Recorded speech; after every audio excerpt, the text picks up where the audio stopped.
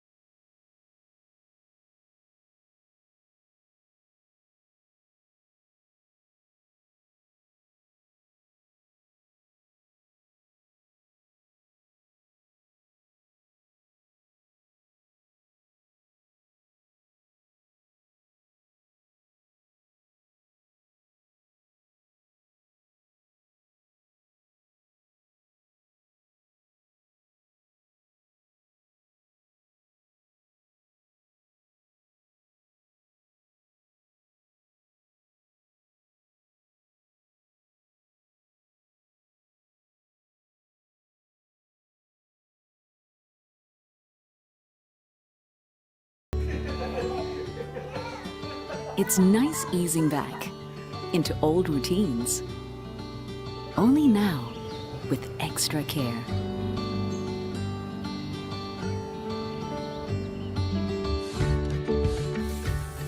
Let's do it for ourselves, for our loved ones, for everyone's safety. Hurry up, let's go. Let's go.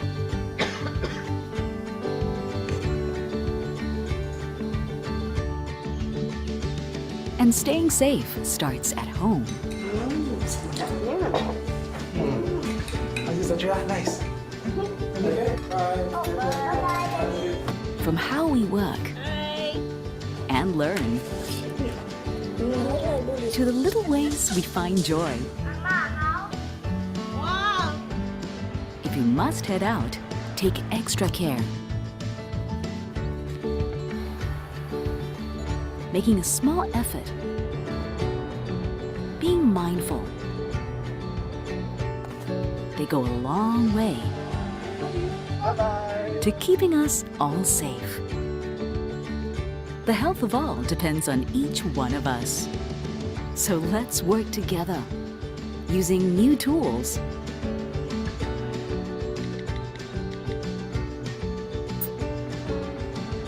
and keeping to our new habits to protect the people we love. At work, let's all be good team players. Hi, good morning. How are you? Good. A little distance between us today will be good for us all tomorrow. A little care can protect the one thing that means the world to us. So let's do our part.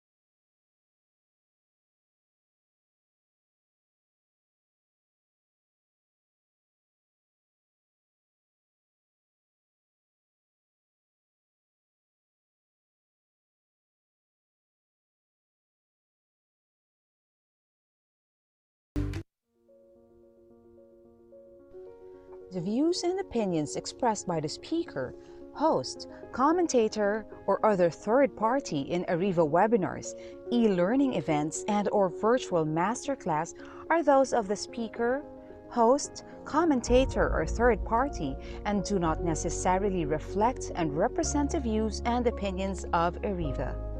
Furthermore, ARIVA does not warrant, express, or imply the merchantability and fitness for a particular purpose of any product, information, service, or process presented by the speaker, host, commentator, or third party, and ARIVA specifically disclaims any legal liability or responsibility for the accuracy, completeness, or usefulness of any product, information, service, or process presented. Finally, material or information presentation, opinion, process, or service by, on any trade name, trademark, manufacturer, or otherwise during ARIVA webinars, e-learning events, and/or virtual masterclass do not constitute or imply ARIVA's endorsement or recommendation of such opinion, process, service, item, or organization.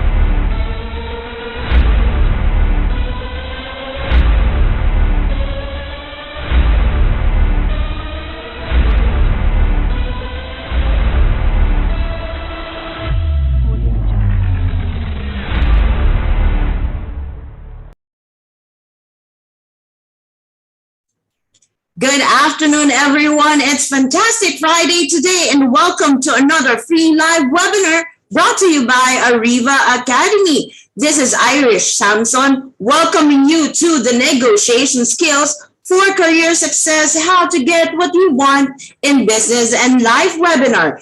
Okay, good afternoon, everyone. Let's all get started. I would like to greet our participants here in the Zoom.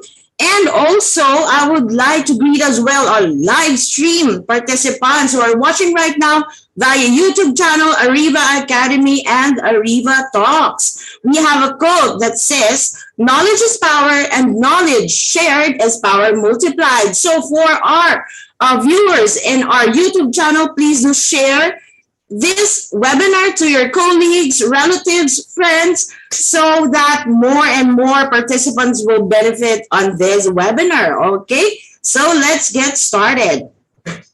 In order for us to have a smooth flow of our webinar, please adhere to the following house rules. ARIVA is committed to protecting your privacy, hence stricter security of this webinar has been implemented. For better viewing of your Zoom experience, we encourage you to please update your Zoom application by visiting their website, zoom.us/download. And reminder to our participants who will be using mobile phones during the webinar, please go to Google Play Store for Android users and Apple Store for iPhone users. Okay. Let us now maximize the chat box. If this is your first time attending an ARIVA webinar, please type in hi in the chat box right now. Please share with us where are you watching right now. And also, if you are an avid viewer of ARIVA webinars, please type in hello. Please share with us where you're watching right now so we can greet you all. Okay. I'm checking the chat box right now. Hello from Laguna, Ms. Mary Baswil. Good afternoon from Cebu, Maria Marina. Good afternoon. Thank you for joining us today. Hello, Len Camille Romando. Where are you watching right now? We have a viewer from Mandaluyong, Maria Dina Sarona. Good afternoon. And Michelle is watching from Makati City. Nina Gomez is from Mandaluyong. All the way from Cabuyao, Laguna, Mitzi Campo Sagrado. Good afternoon, everyone. Okay. We have a viewer as well from Bacolod, Veronica Regondola. Good afternoon. And Cebu, Risti. Good afternoon. Hope that you have a great weather today. And also Sir Nelson Padika, Queen City of the South Cebu. Thank you for joining us in spite of a busy Friday. Thank you, thank you. Okay, moving forward, let's do an audio check. Please type in 111 if you can hear me loud and clear. I am audible. I am coming across clearly. 111 in the chat box right now. 222, you cannot hear me, no sound at all. 2121, breaking up or logging, and question mark if you don't understand anything. It's flooding with 111s in the chat box right now. I'm seeing 2121. Miss Julie, can you please log out and log in again? Check your internet connection as well, okay? 111s, loud and clear. Thank you, Veronica. Moving forward. And of course, we will be having a 5-minute break in between the presentation of our speaker. And please do watch out for that, because we will once again be giving away GCash prizes for you, okay?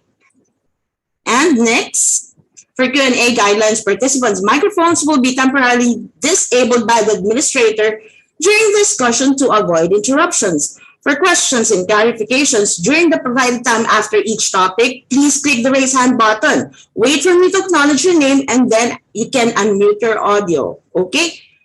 And you can also type in your questions in the chat box. One question at a time will be entertained. And of course, all of the participants will be awarded by an e-certificate. An e-certificate of attendance will be awarded to participants who successfully completes the entire free live webinar. Okay, online certificates will be available 3 to 5 days after our live session.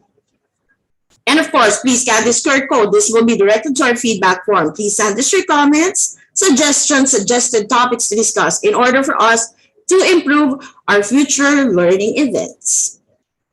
And now I know you're all excited and geared up for our webinar today, so please allow me to introduce our speaker. Our speaker is internationally recognized as a world-class expert in sales and marketing and has been in the trenches professionally selling almost 30 years, even until today. In 1998, 23 years ago, he has started his company in San Diego from the spare bedroom of his apartment, cold calling and selling all day, 6 days a week. And he still cold calls for 1 to 2 hours every day. He began marketing and selling online and through digital platforms for his own company since 2004, and in 2007 has serviced and taught tens of thousands of companies and professionals how to use online strategies to generate leads and convert into paying customers.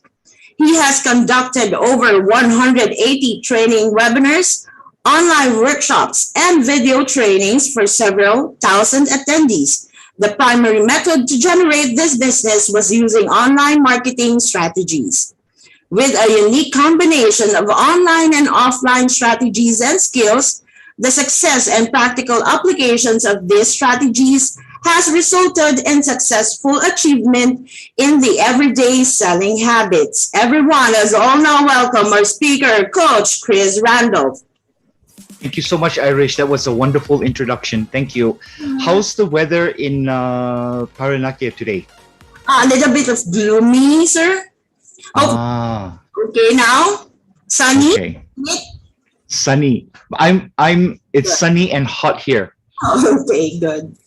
Okay. So I want to say thank you to Irish and ARIVA for organizing this session, and I think we'll have an interesting, educational, and maybe at certain points entertaining as well. All right. So with your permission, Irish, I'll go ahead and share my screen and I'll get the slides started, and then we'll do the quick intro of the topic today. Would that be okay with you?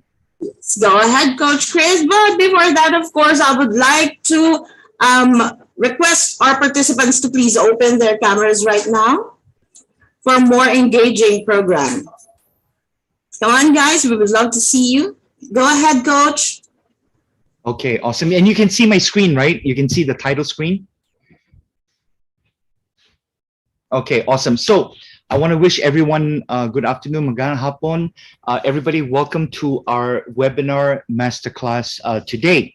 Okay, this is a free session, and one of the things that I always adhere to, whether it's a free session or it's a paid session, it does not affect the quality of the instruction. It's not like, oh, this is free, I'll just say a few things.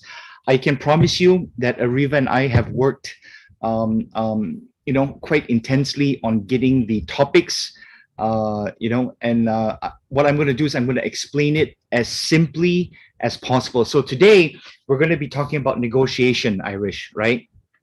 And the tagline is how to get what you want in business and in life. And so my promise to you today is that I'm going to give you tips, tools, techniques, and strategies that you can implement right away to become a better negotiator. Now, I will say this. I'm going to share a lot of techniques, a lot of strategies, a lot of examples today. And it doesn't mean that you have to know everything that we talk about today. My promise is that if you pick up just one or two golden nuggets, you can become better than you are right now. This is my promise to you. Okay. Oh, I also have to mention that I'm about 80%, hopefully 90% recovered from a flu that I've had for the last 2 weeks. So I may cough here and there. So please excuse me for that. All right. So the objectives of this session is to share, essential negotiation techniques for success in your profession. All right. But also in your relationships, in your business, your career, all those different areas. And how are we going to confidently approach, any negotiation, any negotiations that we have, and also how can we influence the outcomes as best that we can. So we also want to talk about how to build a strong relationship based on very important trust and collaboration. Collaboration is a very interesting word. Collaboration really means working together, isn't it? Right?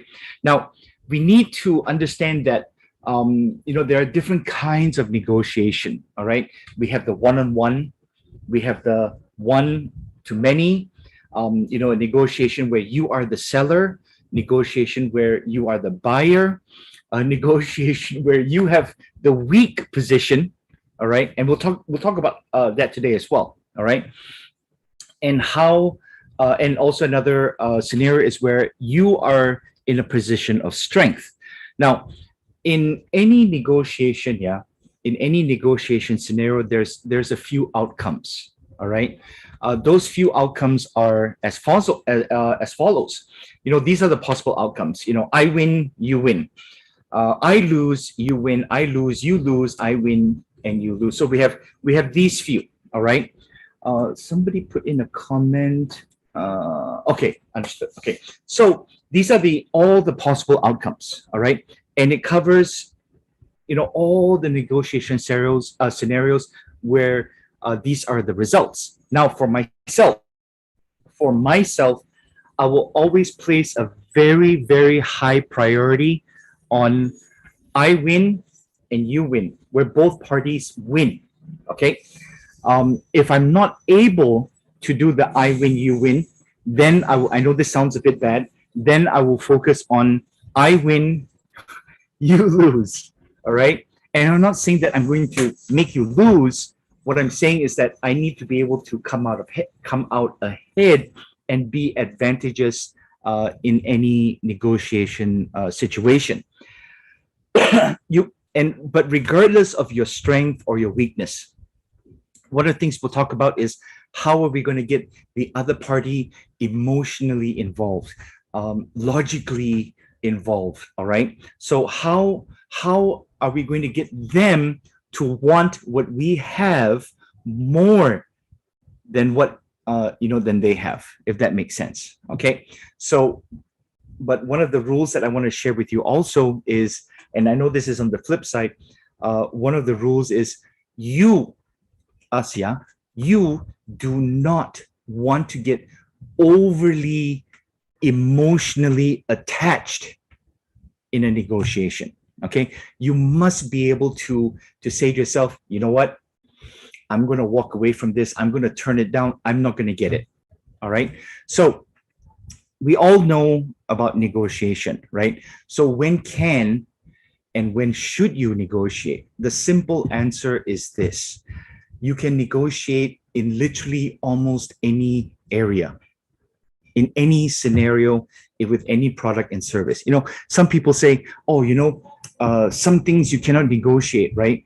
For example, like a hotel, you cannot negotiate. I'll tell you that you can. Even if they don't come down on the price, maybe you can get an upgrade, maybe you can get extra services, maybe you can get free upgraded Wi-Fi. Hotels have Wi-Fi for all the rooms, right?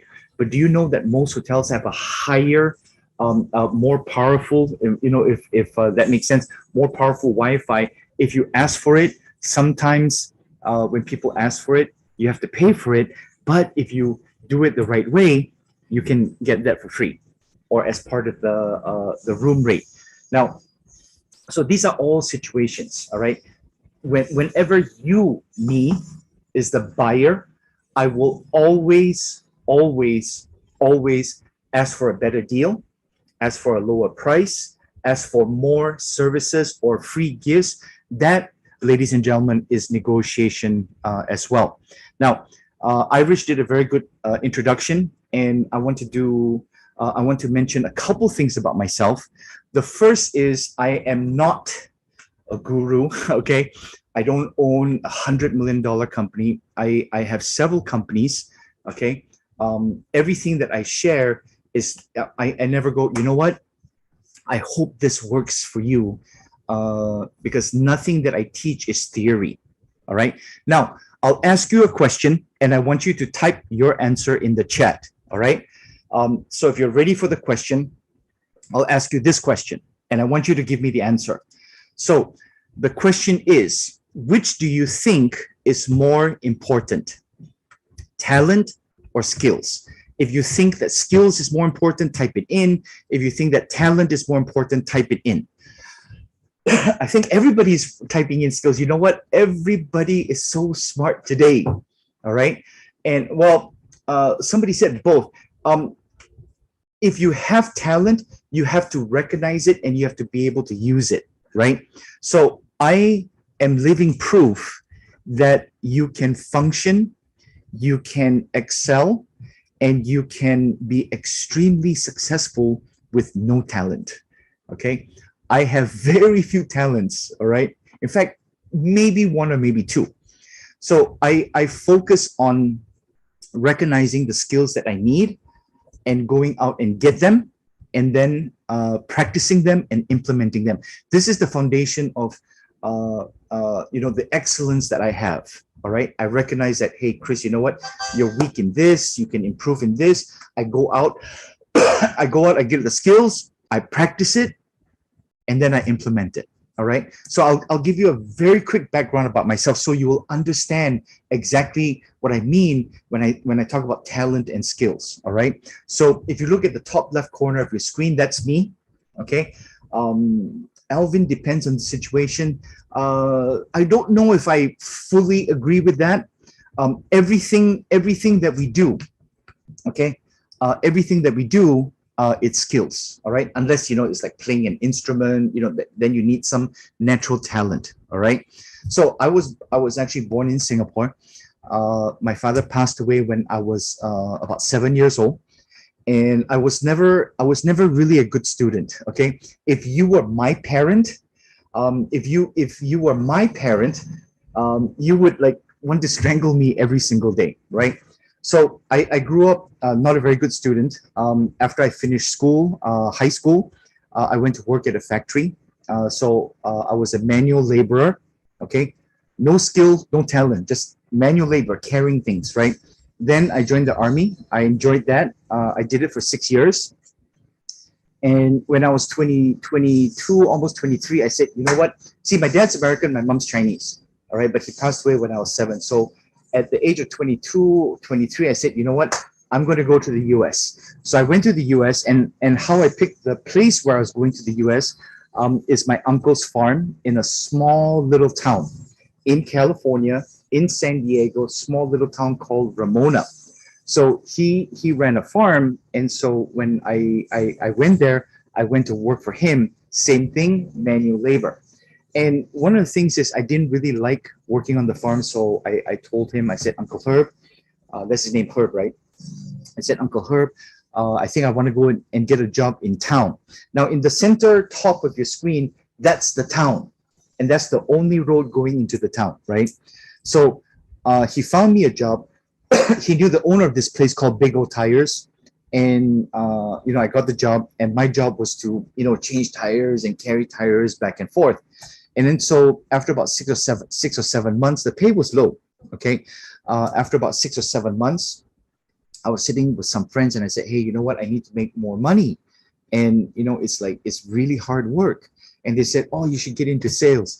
And then I said, no, only losers go into sales, right? Because they cannot do anything else. And they said, well, what skills do you have? And then I thought about it and I said, I guess none, right? So they said, go and apply and sell cars. So I went to Ford, Mitsubishi, Nissan, Honda. I went to about 12 places to apply, rejected at all of them. And finally, I ended up at Toyota. I applied there and they accepted me. And so I started selling cars for Toyota. My first month, I sold 1 car. Very, very poor result, okay, because I didn't have the skills, all right? And one of the guys over there said, hey, Chris, read this book. So I read the book and I said, oh, this is really interesting. And so I started reading that book, and I started, practicing in my head. And then and here's the most important thing, I started implementing it, okay? When I implemented it, I started doing it every day. My third month selling cars, going from 1 to 2 cars. The first month, 1 car. Second month was like 2, possibly 3 cars. My third month, I sold 29, okay? I had no talent for selling. I had no talent for selling cars. I had no talent for persuasion, and all those things. Those were skills that I learned. And my first year selling cars, I earned that year in 1995, I earned 97,000 US dollars in 1995. The following year, it went up to 107. And the year after that, it was like 119,000. Okay. So I'm a guy, poor student, worked in the factory, was a soldier, was a farmer, worked at a tire shop, okay? Didn't do good at first in selling cars, and I learned these skills, and I was making 100,000 a year in 1995, 96, 97. So as Irish mentioned, I started my company in 1998, okay? So over the last 30 years, I've been in, I cannot even tell you the number, okay? The number of negotiations that I've had, whether it's small negotiations, large, in relationships or in professional, in selling situations. And one of the things that I learned in negotiations is that we need to have, we need to be able to identify, several things. The first thing we want to identify is the flow of negotiations. Every negotiation, whether it's large, small, complex, simple, it really has 4 phases. It has 4 phases and several components, okay? You have the preparation, then you have the opening, then you have the bargaining, which is the back and forth, and then you have the closing or the walking away. Now, the things that you see there is all the components that come into negotiations. Now, in all of these things that you see on your screen there, are any of these talents? I would say that none of them are actually talents. They're all skills and they're all techniques. And that's actually the good news. So if they're skills and techniques and strategies, you can learn them. And if you can learn them, you can practice them, you can implement. And that's how you become a better negotiator. Okay. Now, there are some foundational rules in negotiating. Okay. The first one that I want to share with you is that you want to get them to commit first. Whether you are the seller, the buyer, the weaker position, the stronger position, you want them to commit first. I'll give you a very quick example. Okay. you want them to get involved in the negotiation or in the conversation at the beginning. For example, if let's say what kind of price point were you thinking of, for example, right? Oh, I was thinking it'd be 100. Let's say it's 100, right? Once they say 100, they will not go lower than that. So you're getting them to commit first. Okay. Maybe you can get them to commit to what they are willing to give to you or to give up in favor of you. So foundational rule is get them to commit first. Foundational rule number 2 is when I say try and speak first, what I mean by that, is that you're setting the tone. And if you want a fancy term, it's called setting the framework of the conversation or setting the framework of the negotiation. And we'll discuss this more, as we go along. All right. Now, so how do we negotiate effectively? All right. So we need to talk about the importance of negotiation skills. We need to talk about the principles of being able to negotiate successfully. And we also need to talk about how to have a strategic mindset. Okay. In fact, one of the stories that I read early, many years ago. If you remember, the U.S. and Vietnam, they were in the Vietnam War, right? And so, the American negotiators and the Vietnamese negotiators agreed to meet, if I recall, in Vienna. Okay, so they agreed to hold a peacekeeping treaty or in peacekeeping negotiations in the city of Vienna. And so what happened was the American negotiation team went into the city and they booked themselves into hotels. All right. The Vietnamese negotiation team, they came in and they rented houses and they signed leases for 6 months, a year. That shows that they were in there and they were prepared to come in with a strategy, and time was not a factor to them. Okay. One of the things that really prevents us from negotiating, actually 2 things, right, that really prevent us from negotiating effectively is time and money. And the interesting thing about time and money is that it affects everything in our lives, doesn't it? Okay, so I don't know if you can hear machinery outside. They're fixing the road outside. And so if it gets a little bit loud, I've set my microphone to eliminate the background as much as possible. So please bear with me on that, all right? So we'll talk about the foundations of effective negotiations, and there are actually several principles, okay? The first principle is called BATNA, all right? BATNA is the best alternative to a negotiated agreement.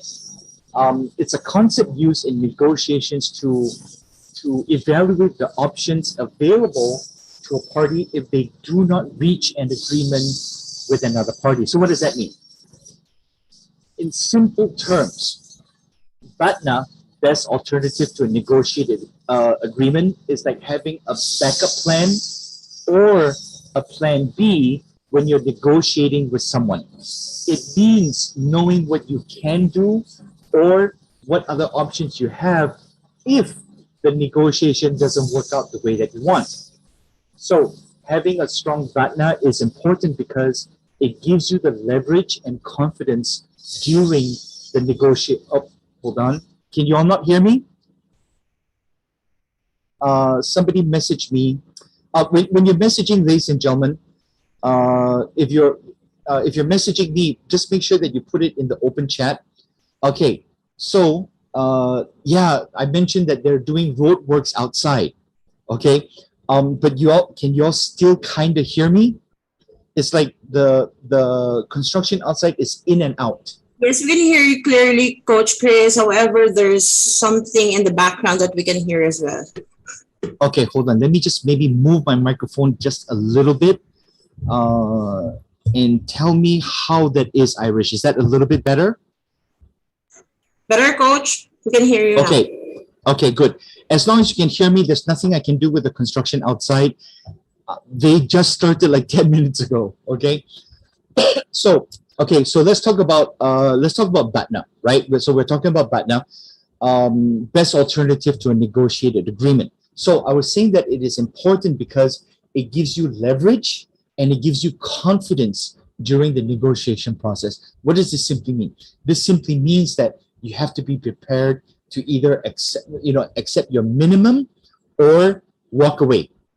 All right. So if you're prepared for this and knowing this, it helps you make better decisions and ensures that you don't agree with something that's less favorable in case things don't go as planned as you want during the negotiation. So is having a backup plan. All right. So next we have ZOPA, right? ZOPA stands for Zone of Possible Agreement. Now, this is a concept that refers to a range or an area where both parties' desired outcomes overlap. They overlap, right? And this is a perfect example when I talk about the win-win. And the win-win is that overlap area, the overlap area that you want to focus on. All right. So in simple terms, ZOPA is the zone where you and the other party in a negotiation can find common ground and agree on something that is acceptable to both of you. If you know a Venn diagram, right? The Venn diagram like that, this center part here is where you and the other party overlap. Okay, I'll give you an example. Let's say you want to buy a used car. And I'll use simple example, right? So you want to buy a used car and you're willing to pay up to 10,000. The seller wants to sell it for 12,000. The ZOPA, all right, the zone of possible agreement. You are 10, they are 12. All right. In this case, between 10 and 12, your maximum and the seller's minimum, okay, that is the ZOPA. All right. If you negotiate and agree on a price within this range, then you have found the ZOPA, and both of you theoretically should be satisfied with the deal. Okay. And finding the ZOPA is crucial in negotiations because it helps to identify the potential, okay, not a definite, the potential for agreement and the area or the room to be able to compromise. All right. Now, if there's no overlapping range, that means no ZOPA, it becomes challenging to reach an agreement and the negotiation may not be successful. So you need to have a very clear understanding of the ZOPA because it allows both parties to work towards finding a mutually beneficial solution and increases the chance of reaching a successful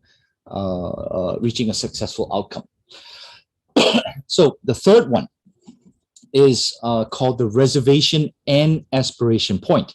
Now, the reservation point is the lowest or the highest point at which the negotiator is willing to accept, right? The highest, accept, or walk away, the lowest, walk away from a deal during a negotiation. It represents the bottom line, the minimum they're willing to accept, okay?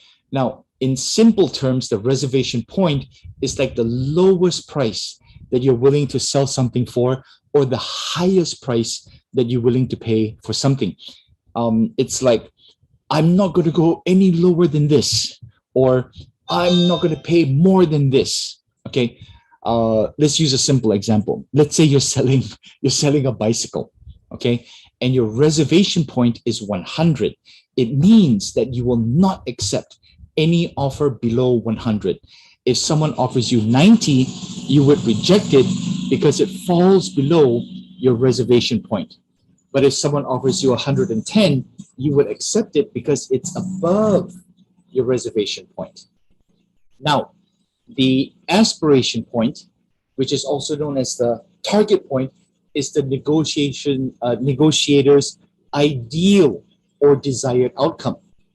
The best possible result they hope to achieve from the negotiation. Okay, simple terms, it's like the best case scenario or the dream outcome that you want to achieve in a negotiation. It's like when you say, this is what I really hope to get. Okay, so let's continue the example of selling the used bicycle. If your aspiration point, that means you aspire to it, right? If your aspiration point is 150, it means you would be so thrilled, okay, if you manage to sell the bicycle for 150 or more. It's the highest amount that you hope to receive for it. So the reservation point and the aspiration point are essential in negotiations because they help negotiators, because it helps them to set their boundaries and their goals. All right. So knowing these, the reservation point, knowing the aspiration point, it helps you to avoid accepting unfavorable deals, while the aspiration point helps you strive for the best possible outcome. Okay? Quick question. If everything makes sense so far, type in a capital Y for me. Capital Y. Awesome. And ladies and gentlemen, I want to remind you, we do have time. We do have time for a Q&A at the end of our session. So I would encourage you to write down your question so you can ask your question during the Q&A. All right. Now let's talk about developing the strategic mindset. We need to understand the value of trade-offs and concessions. It's crucial in negotiation because they're essential tools used to reach mutually beneficial agreements between the parties with different interests and priorities. Now, you see, in most negotiations, we start off, like that, right? Very unbalanced. And what we have to do, and because it's unbalanced, we have to work towards that part, the common ground area, right? Now, in some, we'll have to give, we have to give away more, and some we have to pay more, right? So a trade-off in negotiation refers to the act of giving up something in exchange for gaining something else. So what we're talking about now are concepts. Later on, I'm going to give you examples, all right? I'm going to give you word tracks that you can use. In fact, I would say that the most valuable thing in our whole session will be the word tracks that I will share with you later. It's actual words you can use, okay?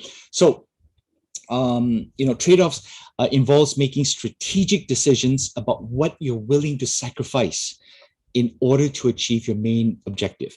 Now, in negotiations, right, both parties have different priorities and desires, and by giving up a little or paying a bit more or giving more, you can now find common ground and reach an agreement that satisfies both sides to a certain extent.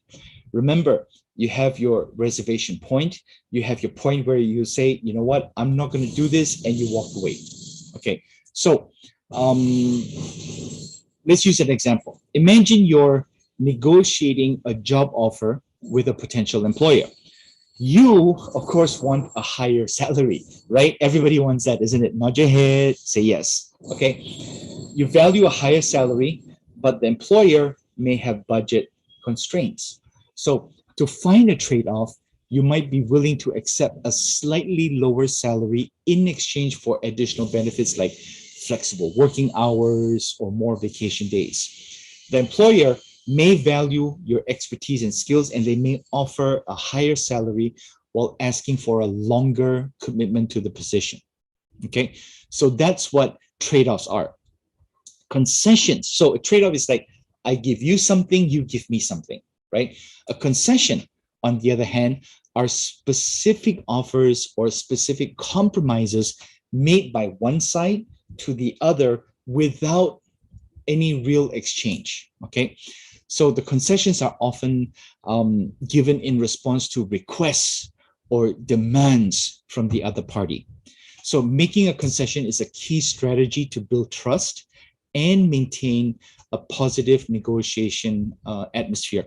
It really demonstrates that you're willing to work towards finding a solution that benefits everybody.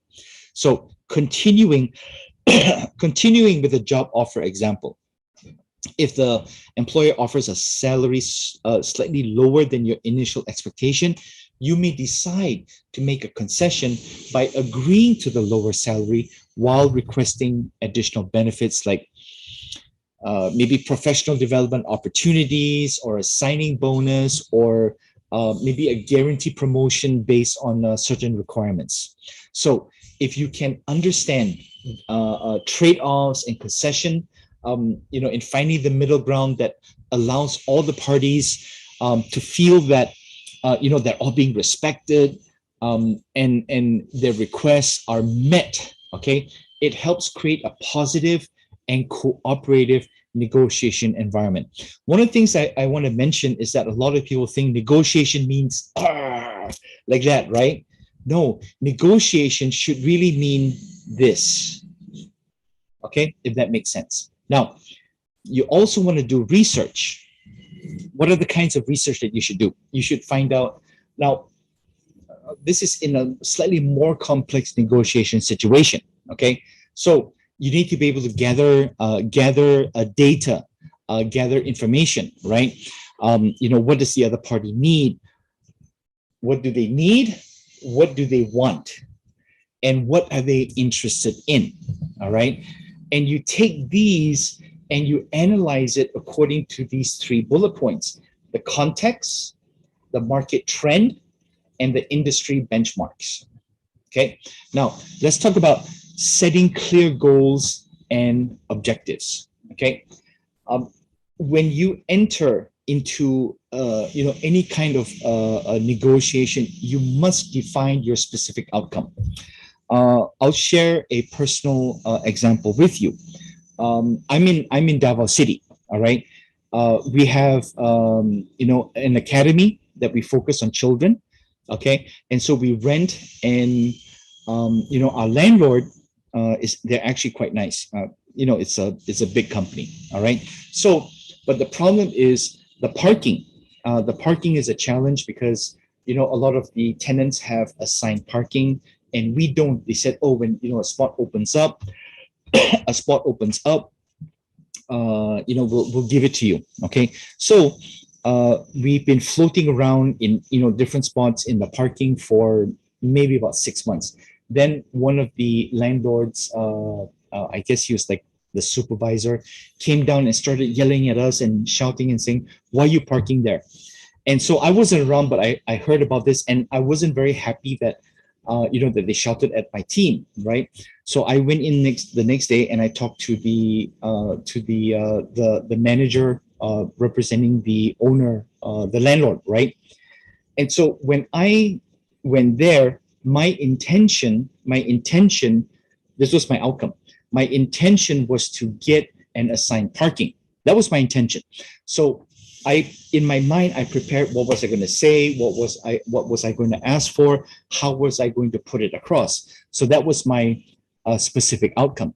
And after back and forth, I achieved our specific outcome. I also managed to get them to, how would I put this? I also managed to get them to allow us to break the lease, break our rental agreement anytime that we wanted, with no penalty. And that I was not prepared for, but it was one of the things that that conversation went. Okay. And I think everybody knows that when you break a lease, if you are the one breaking the lease, you have to pay a penalty.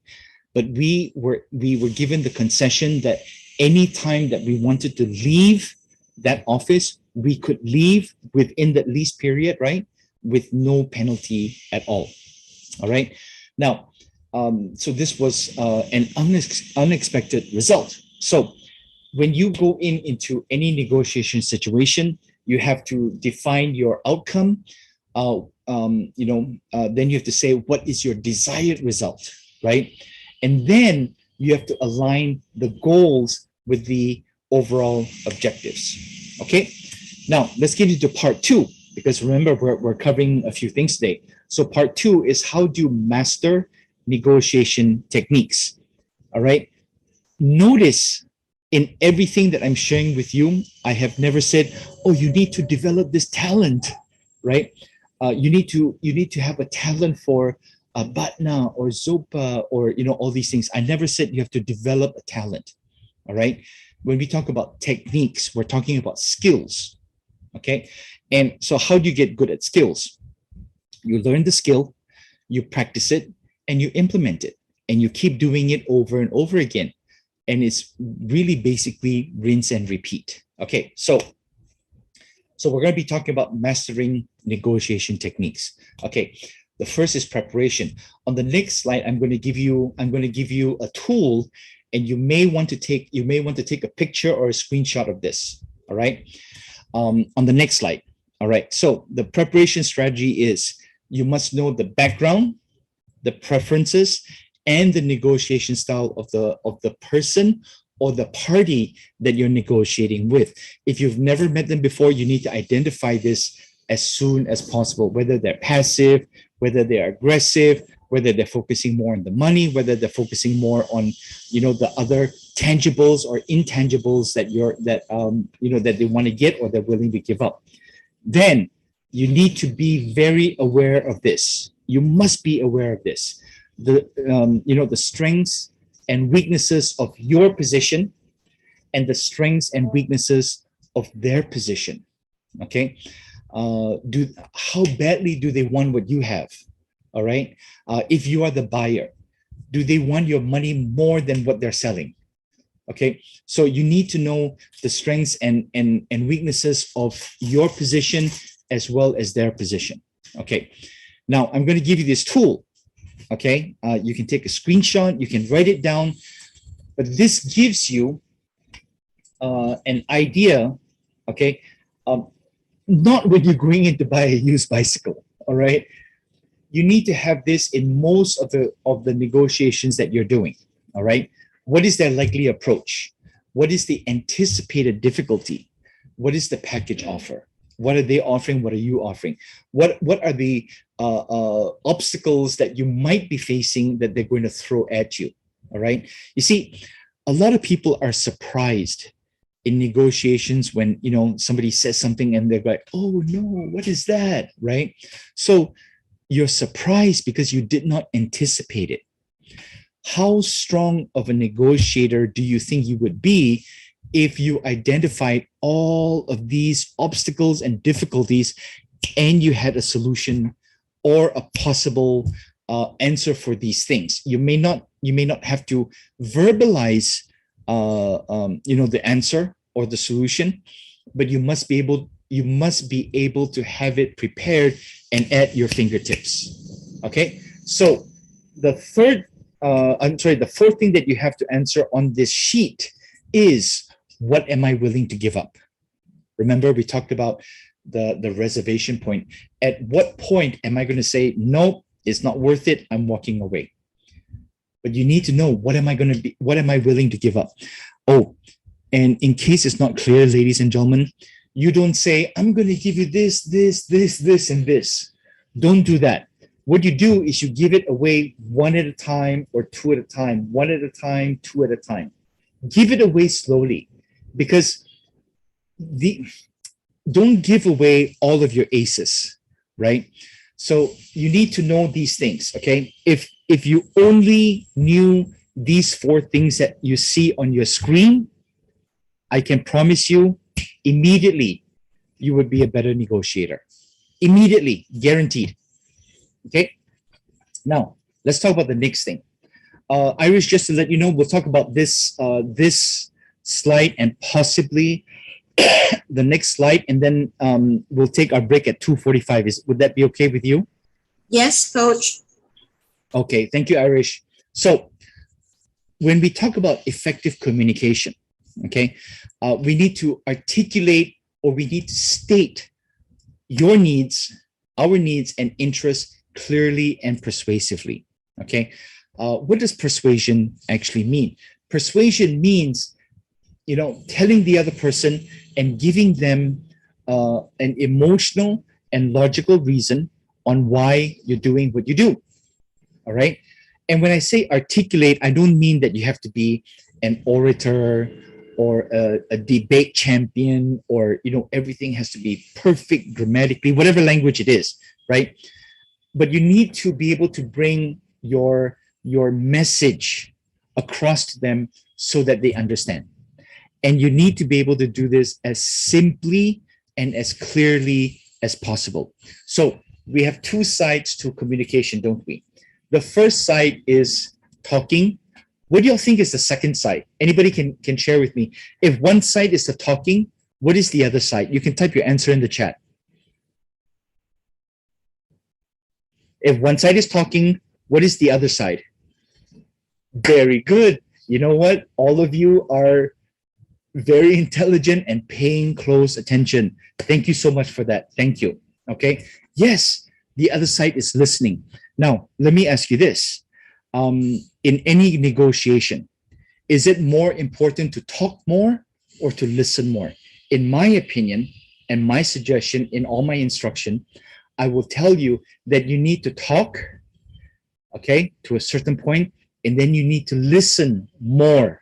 Exactly. Is it, do I pronounce it Jesus Ellen? I think. Okay. Yes, you need to listen more. And listening is one part. Oh, Maria, you got it right. You have to be active listening. Okay.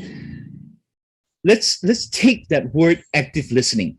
Active listening means listening to everything that they say and understanding it and understanding the implications of what they're saying. Why do we need to prepare ourselves and know everything about us and everything about them as much as we can? Okay. The reason is because during a negotiation, we don't want to think, oh, what are they going to say? What are they going to give up? What are they going to do? What are the challenges? We don't want to be confused. All right. We want to know everything very clearly so we can listen to what they're saying. And not only do we listen to what they're saying, we want to be able to catch it, and we want to be able to analyze it, and we want to be able to take it and apply it to our negotiation. Okay? And that's how you practice active listening. One of the best ways to do that is to be prepared on the things that you are doing. Okay? That way you don't have to think, oh, what am I going to say next? What am I going to say next? What am I going to do? What am I going to give up?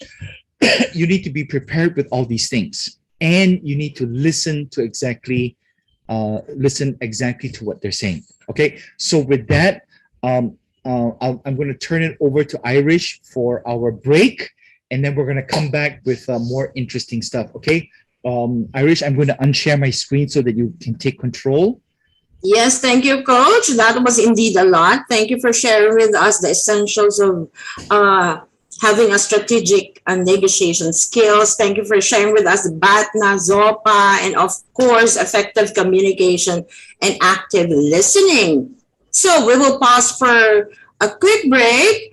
We will give you time, Coach, to sip some water, coffee. Thank you.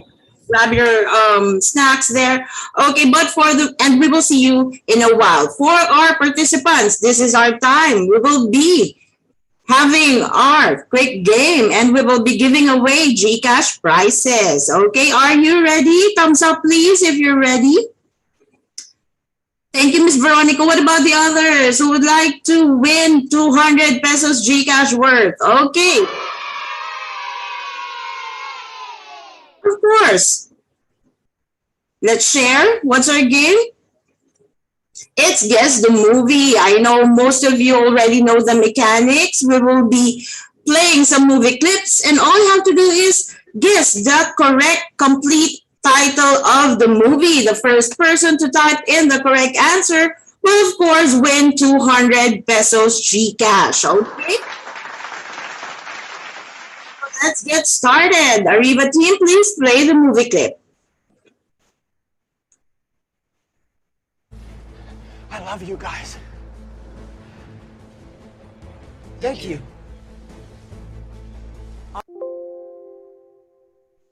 Okay, that was quick.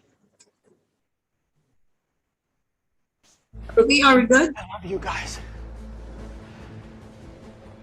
Thank you. All right, let's do this. Let's go.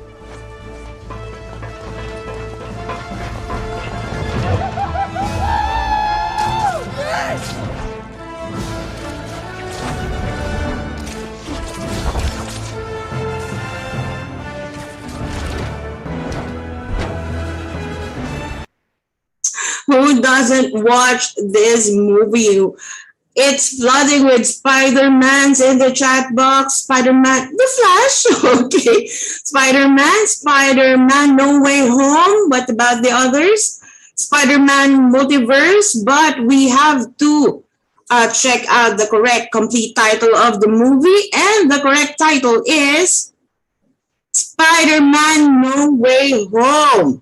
Our winner is, checking now, let's see. It's Mary Baswell. Congratulations. Please send us your GCash number so we can transfer your winnings. And of course, please give a chance to others, okay? Congratulations. Don't worry, guys. We still have the next round. And Arriva team, please play the movie clip. It's Megalodon. He's kidding, right?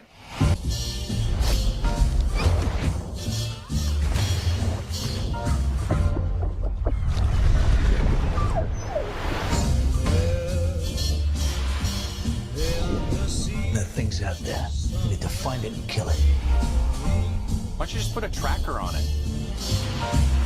Did you guys ever watch Shark Week? I'm seeing the Megalodon in the chat box, the Meg 2. And the correct answer is, let's reveal the correct title of the movie. It's The Meg. The winner is, checking now, Miss. Hi, is this Jaime or Jamie? Jamie Camina. Congratulations, Miss Jamie. Presents as well. So please do please do share your GCash number to our team so we can transfer the winnings. And now, thank you guys. Please allow us to invite you to our upcoming learning sessions. Okay, Arriva Academy would like to invite you. There you go. Stay on top of our insights and updates, and please stay connected. Kindly visit us on our Facebook page, Arriva Academy. Like our Facebook page as well. Please follow us on Arriva Academy LinkedIn page and visit our website. It's www.arriva.com.ph.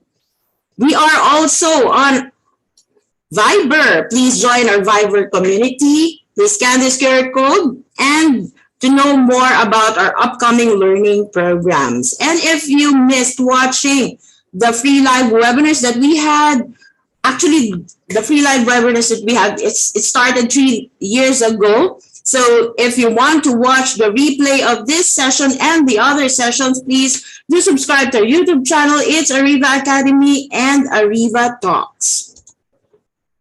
If you want to invite Coach Chris to do an exclusive learning session for your team, for your company, please do call us at 0916-695-4418 or email me at irish.arrivaacademy@gmail.com. These are the programs that we can customize for your team. There you go. We have leadership and supervision, performance and motivation, sales and marketing programs, and of course, the like. Okay? Please do call me 0916-695-4418. For our upcoming learning programs, we would like to invite you once again for our free live webinar from employee to entrepreneur, tips for transitioning from employee to entrepreneur. This will be happening on August 8th. Masterclass 3.0, Decoding Property Transfer and Taxes. Please do join us. This will be happening on August 9th. Strengthening communication skills at work, how to be more assertive in a hybrid work environment, August 9th.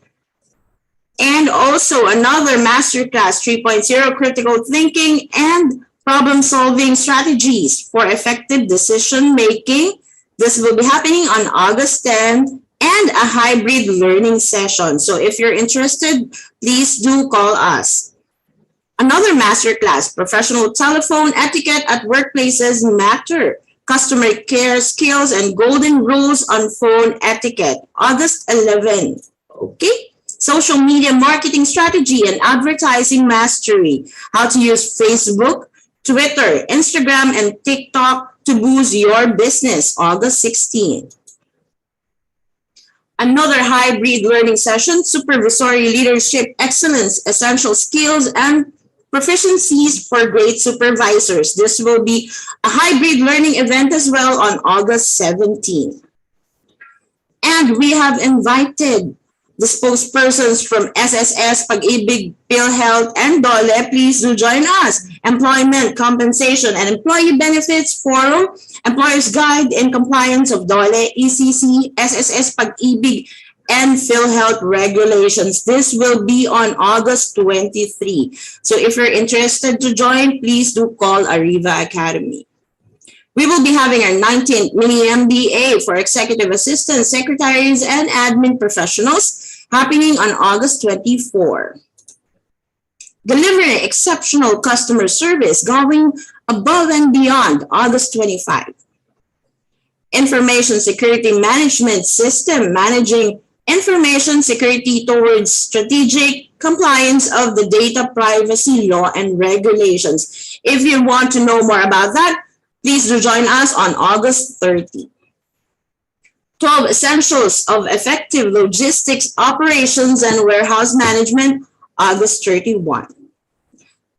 And now, everyone is all welcome back, Coach Chris Randolph. Thank you so much, Irish. Thanks, Coach. Okay, so let me go ahead and share screen again, and we'll pick up right where we left off. And while we're waiting for that, let me ask everyone a question. Do you like what you've been learning so far? If the answer is yes, type in YES. If the answer is no, type in NO. Okay, awesome. Thank you. And I would like to remind, ladies and gentlemen, I would like to remind you, if you have questions, please write your question and ask during the Q&A. All right. You know, I always enjoy our Q&A sessions, or any Q&A sessions, because, you know, you get to ask the question that you want. All right. So let's get right back into it. You know, we want to build rapport, and we want to foster trust. Now, one of the easiest and quickest ways to build rapport, you know, you don't need to have so much common ground, like, oh, you like fishing, I like fishing, or this is your hometown, it's my hometown. That's like a very superficial kind of common ground or rapport. One of the best ways, and it's quite meaningful, is to smile. Okay, is to smile and be pleasant. And, you know, just by doing that, ladies and gentlemen, you can build rapport. If you try too hard, people get, like, you know, suspicious. All right.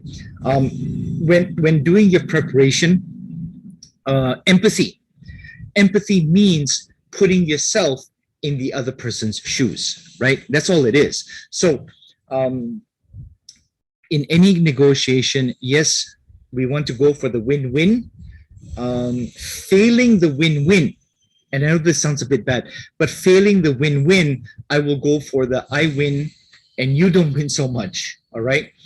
But it doesn't mean that we have to kill them. We have to press them down. We have to put them out of business. I don't believe in that, and I don't subscribe to it. All right. But if you do, the techniques that we're talking about can certainly help you do that. All right. When we talk about empathy, we're talking about putting yourself in the other person's shoes. And the reason I don't do that heavy negative stuff is because I don't want others to do it to me. Okay. And, you know, it really comes down to this basic rule, right? Do unto others, isn't it? All right. So, and if we talk it in a more professional term, it's more of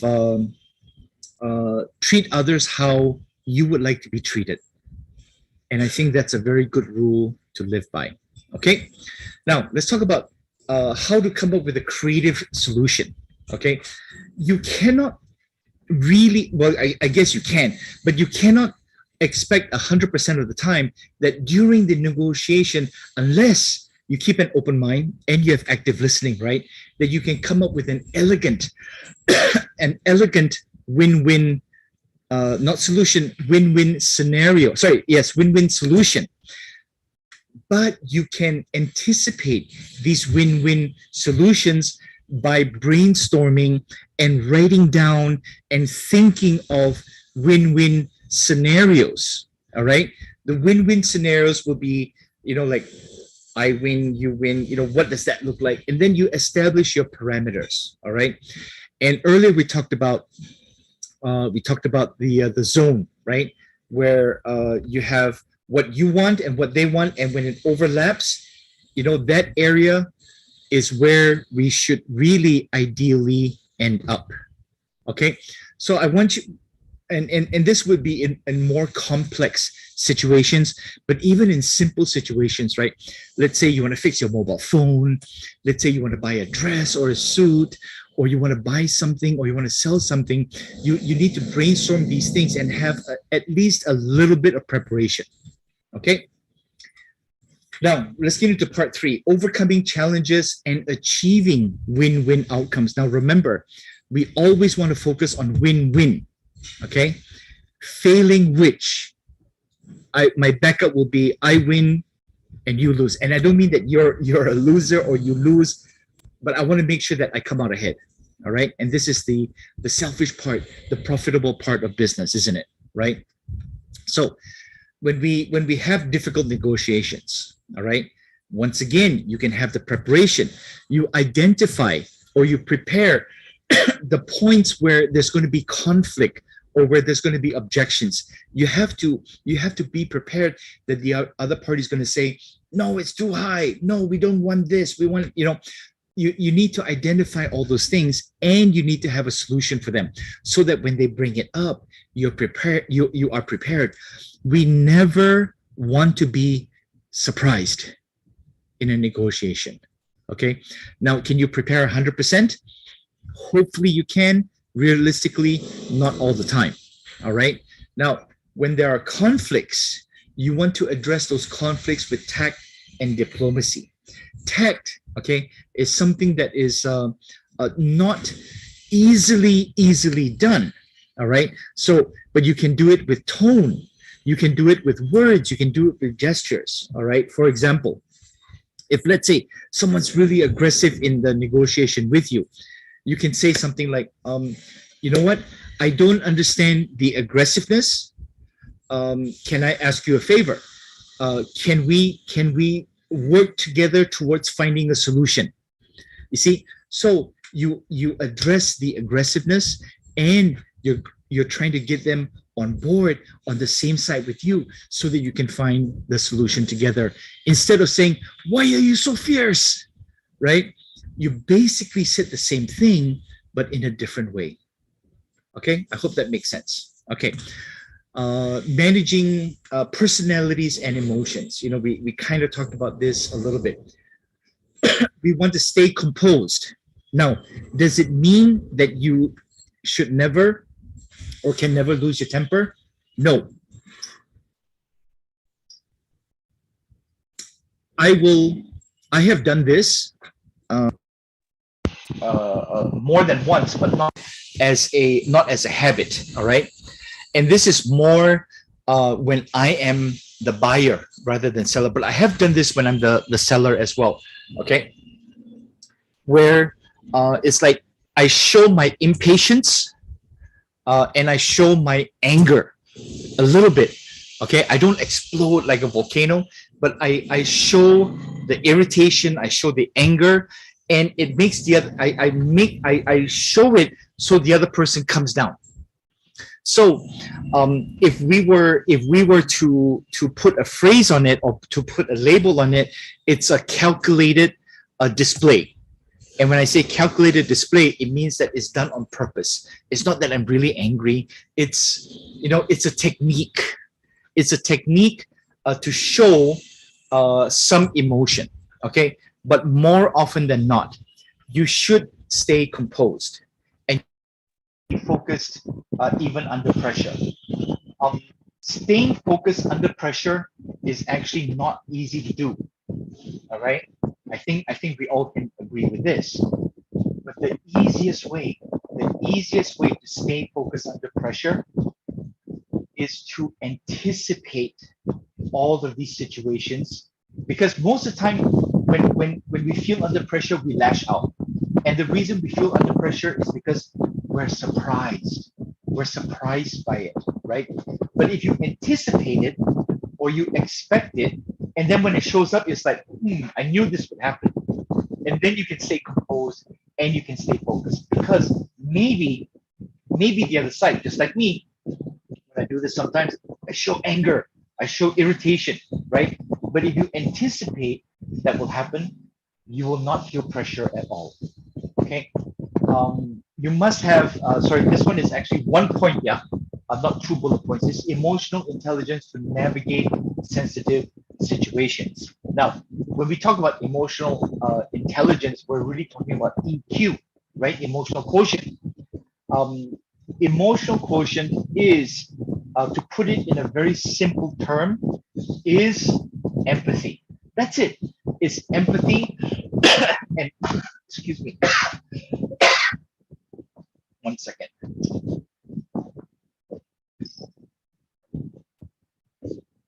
Is empathy and understanding of the other person's situation. And when we talk about sensitive situations, you know, what are the sensitive situations? Is my sound breaking up? Is my sound okay now? Test, can you hear me? We can hear you, however, we are hearing some background noises, Coach. Oh, okay. Okay, but is it overpowering what you hear from me? I believe so, yes. Okay, hold on 1 second. Let me reset the mic real quick. Just bear with me, yeah? Yes, please.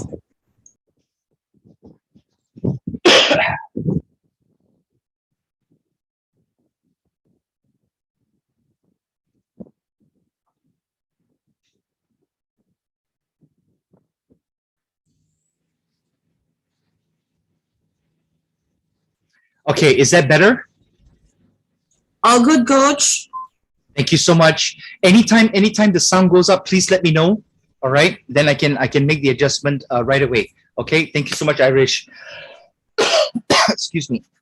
Okay, so I'll repeat the last couple things that I said. All right, we must have EQ, emotional quotient, right? Emotional quotient or emotional intelligence is really basically empathy and understanding. And when we talk about sensitive situations, we're talking about, when someone says, I don't have the money to do this, I don't have, normally is I don't have the money, or you're pressing somebody too hard, okay? So it can be a bit sensitive, so you want to back off a little, and you want to adjust your negotiation technique or style or the concessions you're asking for and pull it back a little bit, all right? So when we have difficult negotiations, if you see the that little cartoon, the wall of leverage, we got time, we got money, we got changes, people, things like that. All the things that go into, either fulfilling a service or coming together on terms, whatever it is. All right. So you have to develop persuasiveness and leverage. How do you do that? Okay, there's two simple ways to do it. All right, the first is to give compelling data, facts, and evidence to support your position. Okay, for example, let's say you're going to rent a house or buy a house. All right, the compelling data will be the comparables or the comparisons of the price housing in the area, or if there's flooding, or if there's, especially in Philippines, if there's brownout, or if there's water interruption, you need, and you want the price to get lower, okay? Or in my case, we get the landlord to put in an extra water tank, right? Because I was armed with this data, facts, and evidence to support that request, if that makes sense, all right? Then when you're able to develop these persuasive arguments, you need to be able to understand and leverage your strengths and your weaknesses. And what is the opposite of that? You want to understand and leverage their weaknesses and disadvantages, right? A very simple example. Okay, let's say you're buying a car and there's a scratch on the car, right? A nice way to do it is not like, wow, look at that giant scratch on the car. You need to bring the price down. Here's how people's minds work, okay? And I found this out over the last 30 years, all right? If there's a scratch, or, you know, let's say there's a scratch on the car, I'll make sure, if I'm buying the car, right, I'll make sure the owner is looking at me and I see him, I want him to see me looking at the car. And then what I'll do is I'll just touch the scratch, and in his mind, he's going to go, I need to bring my price down a little bit lower. And that's without me saying anything. I hope that makes sense, right? Okay. So we need to have techniques for win-win. The reason we need to do this is because we may have a long-term relationship. Okay, we may have interactions with the other party over time, and for us to do that, we have to find a solution that satisfies everybody. And if you can do this, it's almost like we don't need to kill them. And I'm not saying kill. I'm saying we don't need to press them or dig everything out of them. All right. We have to find a solution that satisfies everybody. Because if you want to press down somebody in a negotiation, it's actually not that hard, especially if you are the one with the money. All right. Usually the one with the money has a slightly higher leverage because everybody wants the money, isn't it? That's why we exchange goods and services for money. All right. But if you're able to do this, right? If you're able to do this, you can build trust and credibility for future collaborations. I'll give you a quick example. When I was in the US, for about 20 years, I bought and sold 11 homes. Okay. My first property agent, my first real estate agent, I don't even remember the name. My second, I can remember the face, but I cannot remember the name. So I bought 11. All right. So the first two, I don't even know who they were. The third one, his name is Andy Schwartz, right? Andy Schwartz helped me buy and sell 9 houses. That means he got commission over 15 years. Yeah. When I buy and sell a house, that's 2 transactions. He got commission probably 17 or 18 times in 15 years from me, because he did not press me down. He found solutions. He kept in touch. And because of that, he had trust and credibility with me. And so he enjoyed having future collaborations with me. And life works that way, doesn't it? All right. We don't want to press people down so that they hate us, right? We want to find the commonality, and we want to make it a win-win situation as best that we can. Okay. Now, let's talk about communication, persuasion, trust, and overcoming challenges. You must transmit your message clearly, persuasively, and confidently. When you tell your price, when you tell this is the concession that I want to give, you must have the confidence. Okay.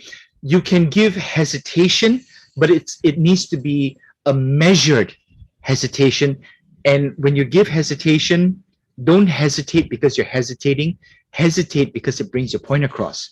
For example, I don't know if we can give you another 5%, right? So give that message with convincing, confidently. All right. And when you think about establishing credibility and trust through your communication, excuse me, the best way to do it, really the best way to do it, is to be extremely consistent in your communication. You want to be, you want to always fulfill whatever you say. And basically that means no backtracking and don't go against your word. All right. I'll give you a quick example. In our academy, one of our enrollment counselors accidentally gave the wrong price by, by saying one word wrong. Okay.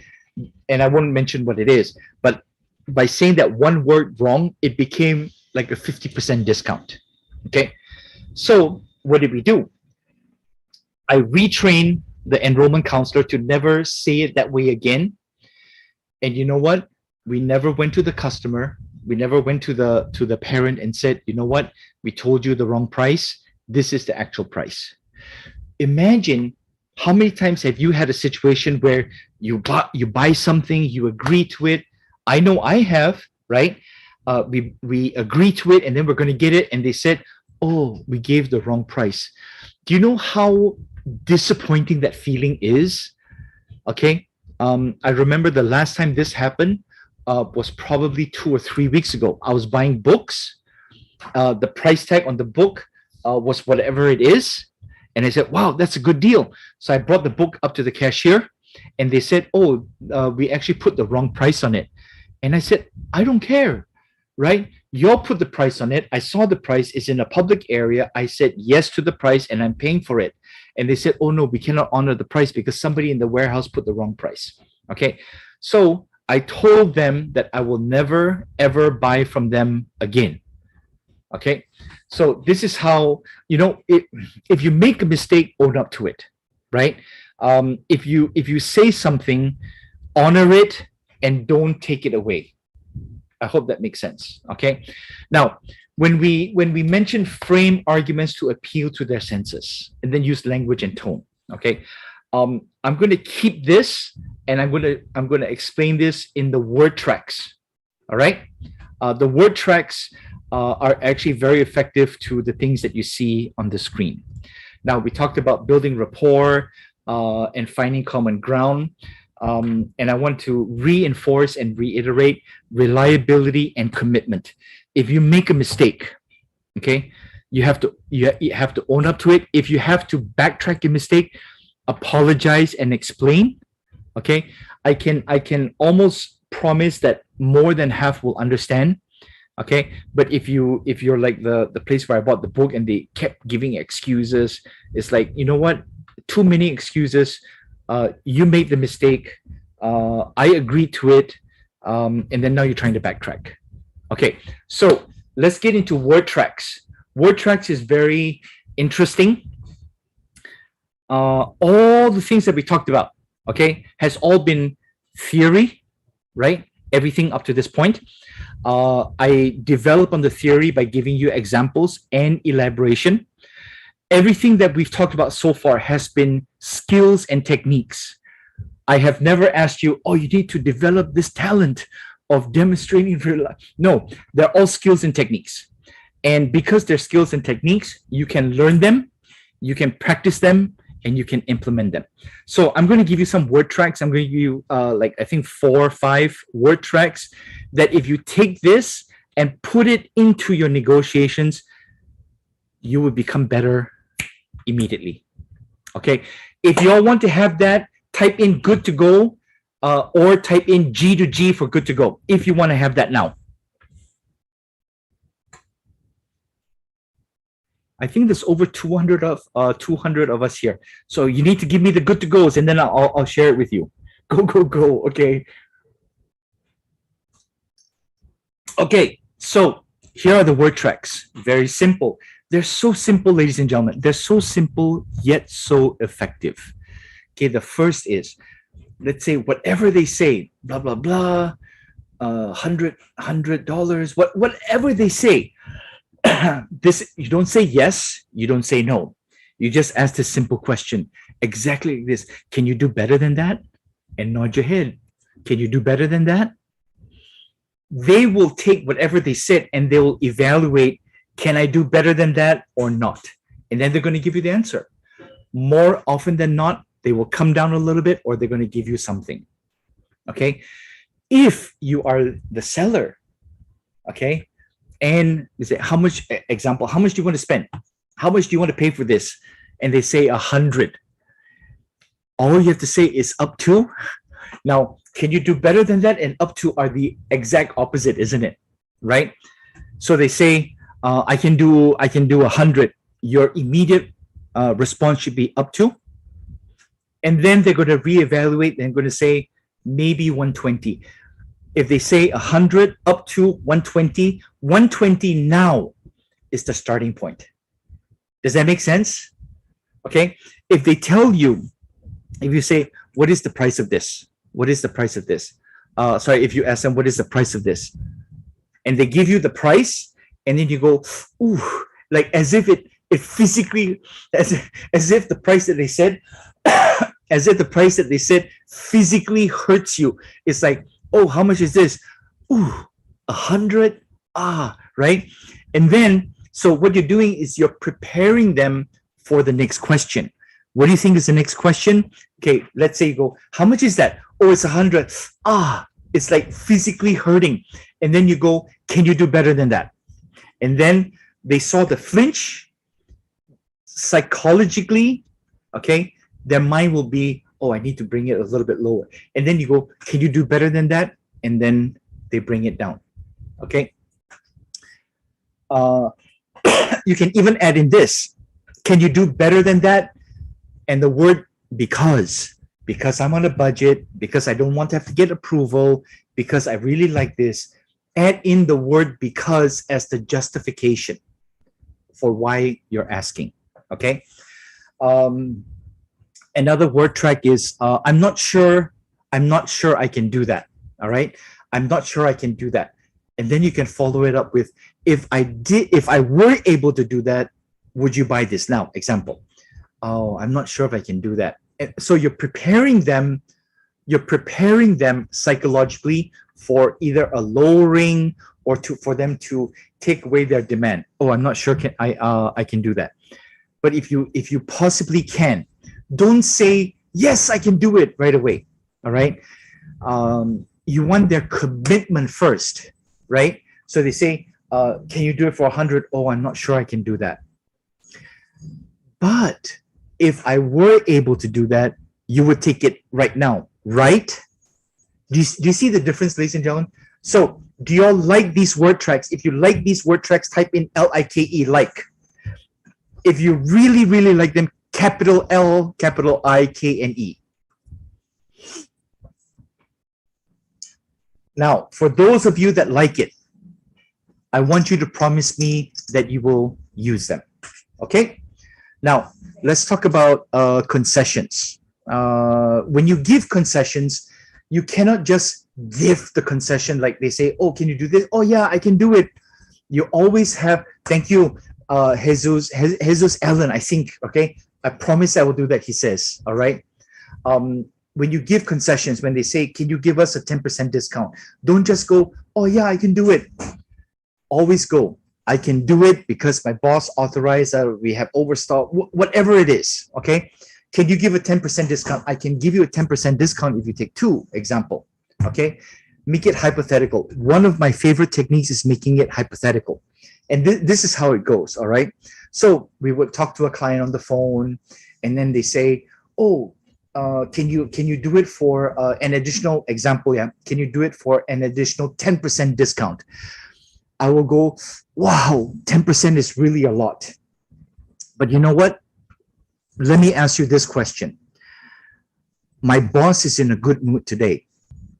If I can get him to say yes, you will buy this today, correct? And I need them to say yes. When they say yes, I'll put them on hold. I'll lean back in my chair. I'll count the tiles in the ceiling, or I'll look around for about 30, 45 seconds, maybe a minute, and then I'll come back on the phone and I'll say, you know what? I can't believe it. He really is in a good mood. He said yes. How would you like to pay for it? Okay. So don't always give an immediate yes. You have to pull it back a little, because sometimes in negotiations, when it's too easy, the other side goes, wow, it was really easy, right? Okay. I'm going to share a concept with you. All right. It's called the Johari window. The Johari window is to help you understand conscious and unconscious bias that can help you increase self-awareness and our understanding of others. Now, negotiators are more effective when they're self-aware, all right? And the Johari window is a very effective worksheet to accomplish self-awareness and professional development, all right? So you have these four components: the open self, the hidden self, the blind self, and the unknown self. I want you to take a screenshot of this. I'm not going to spend too much time on this, but it goes back to what. Okay, if you're asking questions, please don't. Oh, hold on. If you're asking questions, please don't send it directly. Put it so that everybody can see the question. Okay. And I'll take note of this question that is being asked now. But Christine, if you can put it in the open chat, then that way, we can all see it. All right. And then I can pull it back later when we go into the Q&A. Okay. So we have these four things. This helps you. This helps you to do the self-analysis of how to become a better negotiator. Okay. So I'm not going to go too much into Johari window. What you can do is take this and use it as a template on becoming more self-aware, in a negotiation situation. Okay. Now, practice, in my opinion, for 20 plus years.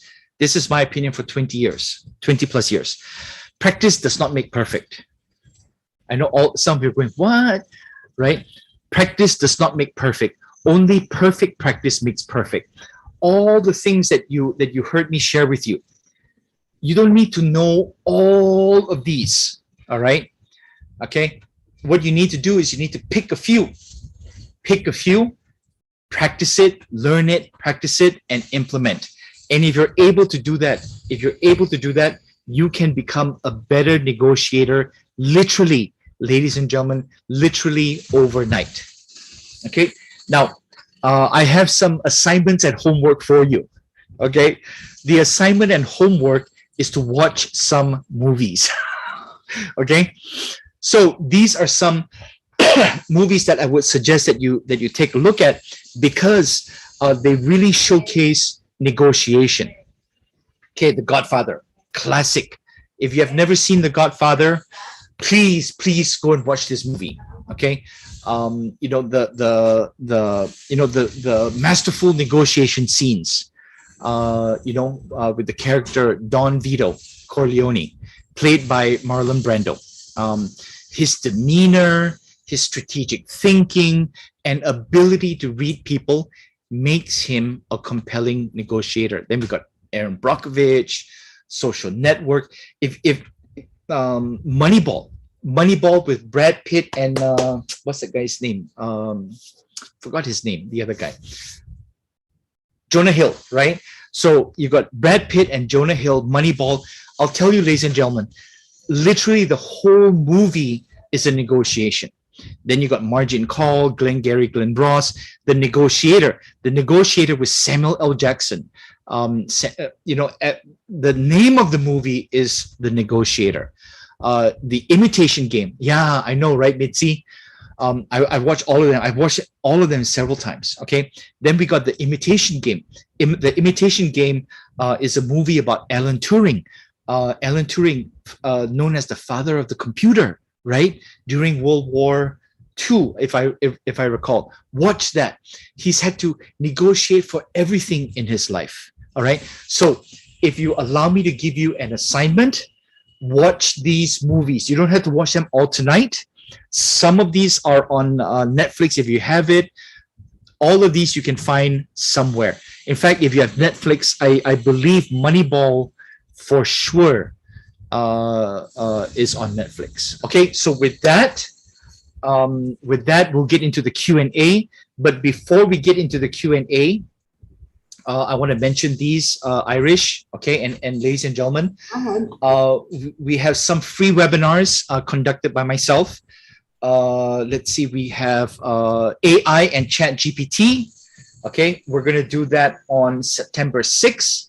How to start a successful business in 90 days. In the year 2023, I started 3 businesses, and I think I'm going to start 2 more by the end of the year.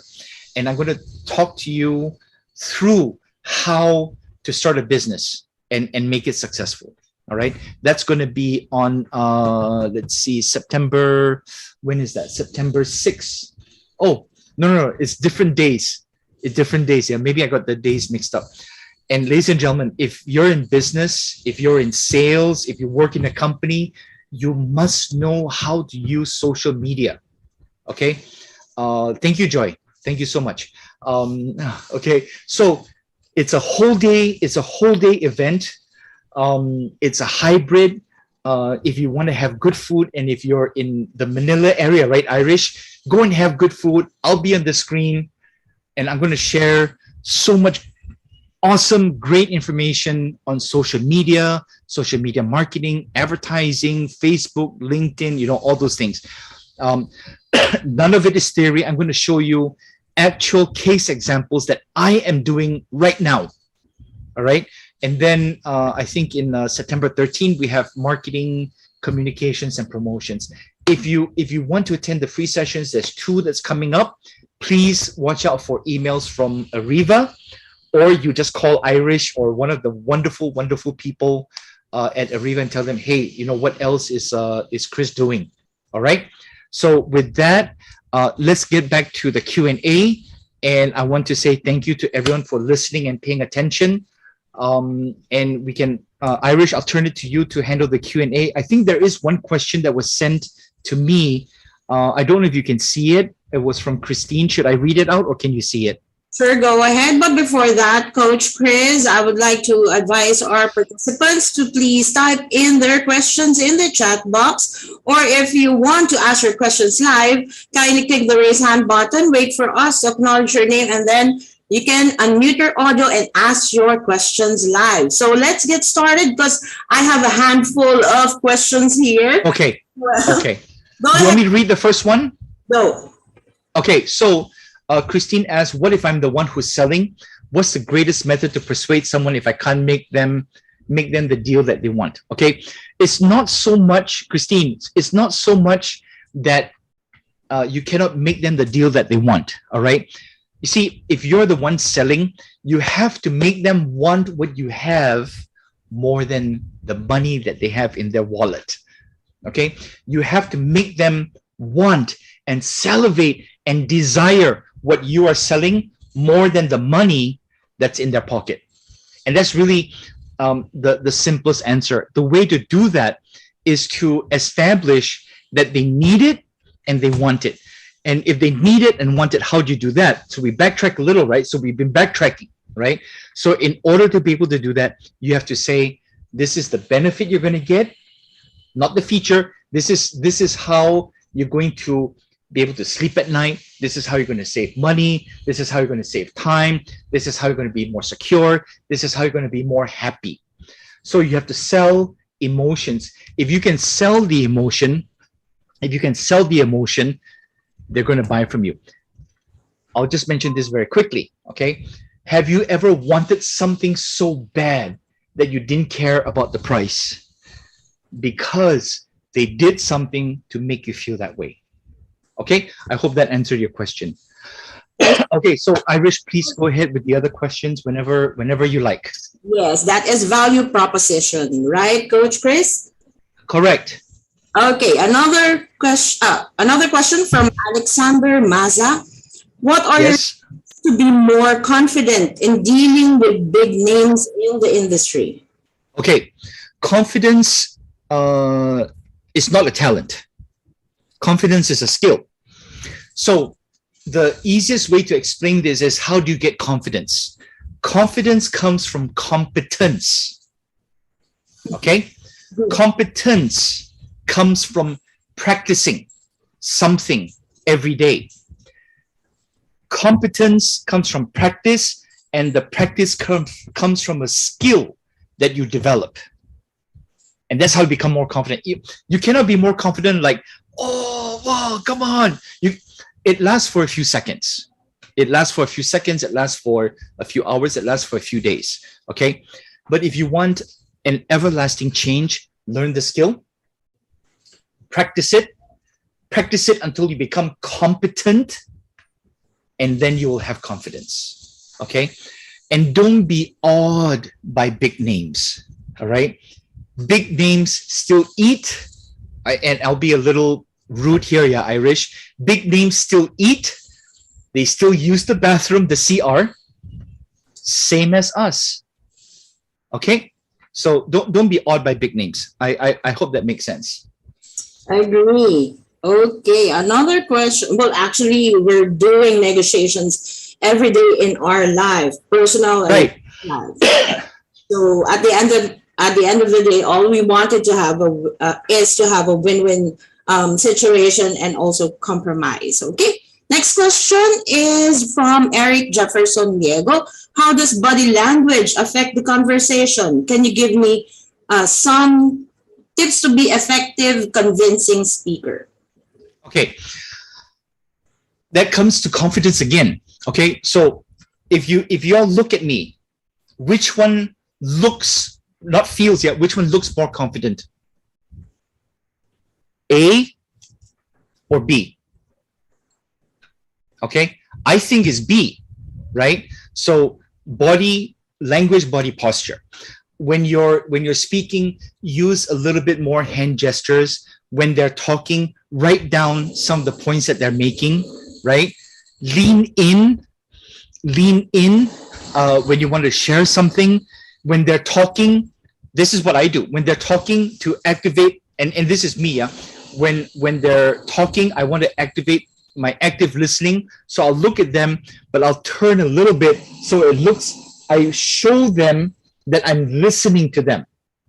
I think, Irish, you see me do that, right? I'll turn and I'll listen. And so what it is I'm showing them I'm listening, if that makes sense. So all of this is body language, isn't it? Right? I think Eric was the one that that asked this question, right? So I hope that makes sense. As long as you know what you're saying. Yeah, okay. Just a reminder for those of you who wanted to ask questions, kindly type it in the chat box. If you are too shy to ask your questions live, you can just send a direct message to me or to Coach Chris. Okay, moving forward. Another question. This one's, I think, from a recruiter. How Okay. persuade a candidate to choose our company among the other competitors? And what are the ways to easily get the approval of your boss for your proposals? Two questions, actually. Okay. The boss one is easy. Ask your boss, what's the criteria that you use in order to look at proposals in order to approve them? Just ask them that question. So instead of trying to guess, oh, I need to do this for them to approve it, it's like, what is the criteria? Just ask them, boss, what's your criteria that you use when you look at proposals in order to approve them? And then they will tell you. And then you just follow. And it's so simple. No need to have any talent in that, right, Irish? Isn't it? Right? The second one is, how do you get candidates to choose you over other manpower recruiting companies? What I choose is two things. What is my benefit and how do they treat me? Okay. You see, everybody can promise a job or whatever it is, right? Who treats me the best? Who am I most comfortable with? All right. In fact, if you want to go a step further, ask your candidates the question, right? Why would you choose us instead of another agency? Just ask them, because everybody's different, isn't it? Maybe some will say, oh, I like the personal attention you give. I like the hands-off approach. What is the hands-off approach? What is the hands-off approach that you I like the hands-off approach because you leave me alone. Another one will say, I love how you keep in touch constantly. You see, it's not one size fits all, right? Clothes, they go one size fits all. That's not true, right? you have to say, what do you like in a relationship with a recruiting agency? Ask them the question. Ask your boss, what is the criteria that you use to approve a proposal? And then just follow it. Risti asked this question. Do you want to do this one first, or do you have other questions, Irish? To add on to that, Coach Chris, probably they can highlight the culture of the company and also the distinctive benefits that they can get if they will be joining your company. Right. Others cannot. Right. Exactly that. Okay, this one's more personal. Okay. Okay. And interesting, Coach Chris. Listen, how will I negotiate to increase my salary from my employer? Okay. I actually anticipated that question. Somebody will always ask that, right? If you want the perfect answer is actually 2 steps. Okay. The first step is that you go to your boss. Most of us go to the boss and say, I would like a salary because XYZ, right? What you should do is you should go to your boss first and tell them, I plan to ask you for a salary increase in 30 days or 60 days. Is my mic okay, Irish? Somebody just said my mic is not. We can still hear the background noise. Yeah, it's the construction outside. Yeah. The mic or the... Let me reset it real quick. Give me 15 seconds, yeah?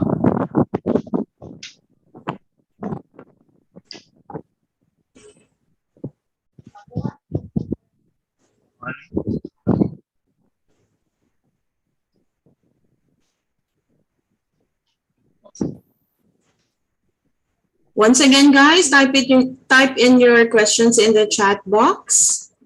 And probably some of you would like to ask your questions live. Just click the raise hand button. Okay, is that better? Yes, better, Coach. Okay, thank you so much for telling me. Okay, so it's a 2-part. You have to do it 2 parts, and this is where patience comes in. You tell your boss, I'm going to ask you for a conversation to have a raise, example, in 30 days or 60 days. Okay, so you're telling your boss, I'm going to talk to you about asking for a raise in 60 days. I want you to, I would like to ask you, what do you think is your criteria for granting me the raise? And then they will say, this one, this one, this one. And then you tie it down. So boss, if I do this one, and this one, we have the conversation in 60 days. If I fulfill all those requirements, can we have a proper conversation about a substantial raise? You see, so now this is called pre-framing, right? You're telling your boss, I want to have this conversation with you. What is your criteria for granting me the raise? Rather than you going and saying, boss, I want a raise. I deserve a raise because of this, this, and this. So now what you do is you flip it and you tell them that you're gonna ask them, and then you tell them criteria. They will say this one, and this one. In 60 days, you go to your boss. Boss, remember 60 days ago, I said that we would have a conversation around this time about me asking for a raise. And you told me that I had to do this, this, and this. In your opinion, did I fulfill the requirements of this, this, and this? If he says yes, then it becomes a very simple conversation. Okay, did that answer the question? I think so. So I'm reading another question from Risti. What is the title of the book that a friend asked you to read during time when you are selling cars? Okay, hold on. I think something happened to my microphone. Hold on. 1 second, yeah. I don't know why it keeps shifting, because it keeps shifting from... While you're doing that, Coach, we would like to ask the technical team to post the link of the feedback form in the chat box. Please share us your comments, suggestions, feedback in order for us to improve our future live webinars and learning events. Okay?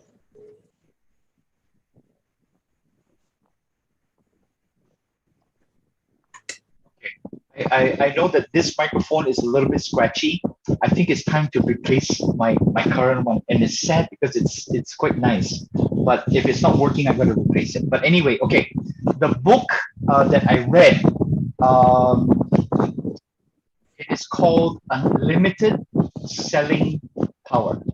Limited selling. I'll type it in the chat here. Okay.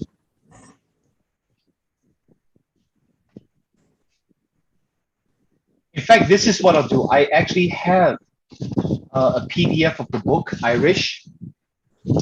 I will send it to you, Irish. And if it's okay with Ariva, if y'all send an email or a message to, maybe you can announce that email address in a while, Irish. I will send you the book right when we finish this session. And if everyone sends an email to Irish or whatever email address that you decide, you can reply and give them the PDF of the book if you're okay with that. Thank you. Thank you so much, Coach Chris. So if you want to grab a copy of that book, kindly email us at arivaacademy@gmail.com. Okay. Another question, though, it's okay, another question. What's the technique to convince the client so that they decide to buy the service you're offering right after the presentation? Once again, you can pre-frame. Okay, you can say, I'm going to give you the presentation, whatever. We're going to cover these things, and at the end, hold on one second. Okay, and at the end, I'm going to ask you to make a decision if you're going to get this today. So it's not like present. Do you want to buy? Right? It's not that at all. It's like you cannot surprise people. You need to tell them what is going to happen, and then it makes it very easy for it to happen. Because if we're talking about negotiation, we're talking about selling. You get from point A to B, right, by going through step 1, step 2, step 3, step 4, step 5, and they need to know what is the next step and what is the next step and what is the next step, and all that makes sense. Okay. Coach Chris, we still have a lot of questions here. It's up to you. It's up to you, Irish. I'm here. I have time until 4 o'clock. If y'all need to end earlier, I'm okay. If we want to continue with the questions, I'm okay also. Whatever y'all like. Last one question, Coach. Okay. How do you handle failures when the negotiation goes awry? You just gotta accept it, isn't it? You have to learn from it. You have to decide, what went wrong, what was said, what was not said, how to improve at that point. You have to accept there is no such thing as 100%. And if you can accept that there's not 100%, then if it goes awry, then it's like you don't feel hurt. And most of the time, business people feel hurt or disappointed when the negotiation doesn't go through. The reason for that is because they're hoping only on that one deal. Okay, and that's why it hurts so much when that one deal goes away.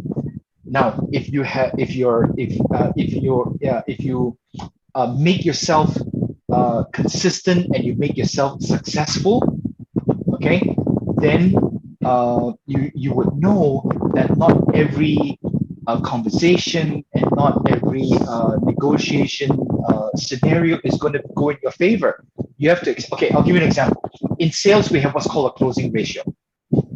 If your closing ratio is 30%, and if you have 10 sales conversations, you've won 3 times, but you failed 7 times, right? But we don't look at it as a failure. We look at it as a closing ratio, all right? The magic is to try to have the 10 conversations in a day or a week and not 10 conversations a year. If it's 10 conversations a year, that is a problem. In fact, this would be a very appropriate time to tell everyone that if they want to have consistency, if they want to have more leads, if they want to have more revenue, they should attend the social media whole day event on August 16th. Right, Irish? Okay. Last one, please. Okay. This was sent to me anonymously.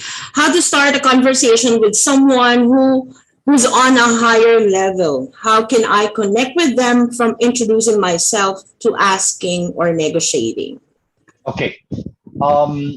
Introduction.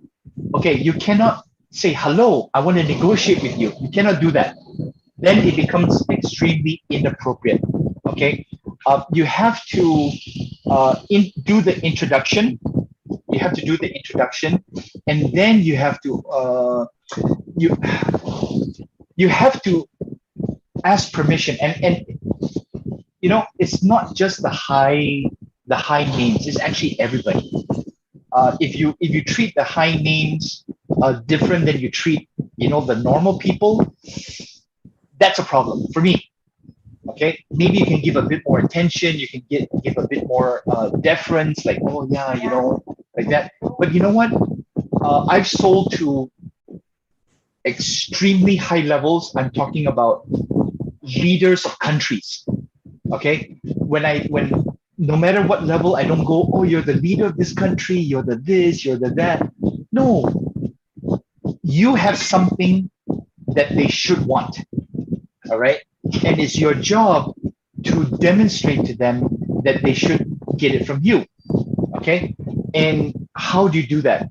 You don't go from, hi, I'm Chris, you know, let me sell you this. You don't do that. You go, hi, I'm Chris, I have a quick question. If I were able to give you this, this, and this, would you be open to having a conversation? And that's how you should start the conversation with everybody, not just the high, everybody. Okay? Thank you so much, Coach. Although there's another question, although it's for us, I think, ARIVA, yes. You can watch the replay of this webinar in our YouTube channel. It's a recorded video of this program. So please subscribe to our YouTube channel. It's ARIVA Academy and ARIVA Talks. And with that, thank you so much, Coach Chris. That was indeed a lot of techniques, strategies that you shared with us when it comes to negotiating. Thank you so much. And with that, we would like to award our certificate of appreciation to you. There you go. Please allow me to read the citation. ARIVA Academy gratefully presents this certificate of appreciation to Coach Chris Randolph for imparting his professional expertise, valuable insights, knowledge, and wisdom as a resource speaker during the conduct of online learning session entitled Negotiation Skills for Career Success, How to Get What You Want in Business and Life. Signed, Mr. J. Matienzo, Chairman and Chief Strategies, and yours truly, everyone. A round of applause, a resounding applause for speaker, Coach Chris Randolph. Thank you. Thank you, Irish. Looking forward to see you again in person soonest, okay? And of course, everyone, it's time for our group photo. Kindly open your cameras, please.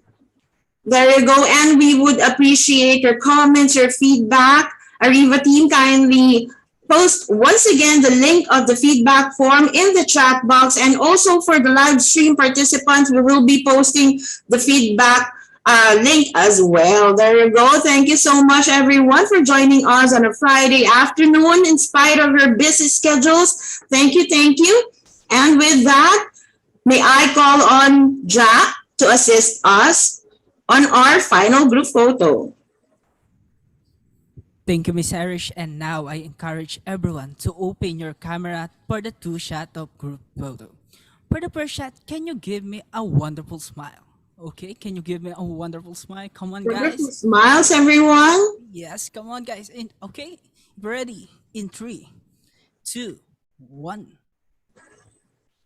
Okay, for the second shot, can you give me a love? Can you do a finger heart sign?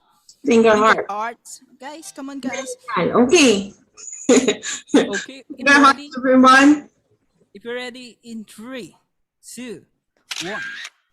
Okay, thank you everyone. Have a great day. Back to you, Miss Irish. Thank you so much, Ja, for handling and making this webinar smooth flowing. Maraming salamat also. And of course, thank you so much, Coach Chris, everyone. This has been another free live webinar brought to you by ARIVA Academy. Stay safe, everyone, and God bless. Thank you. Signing off.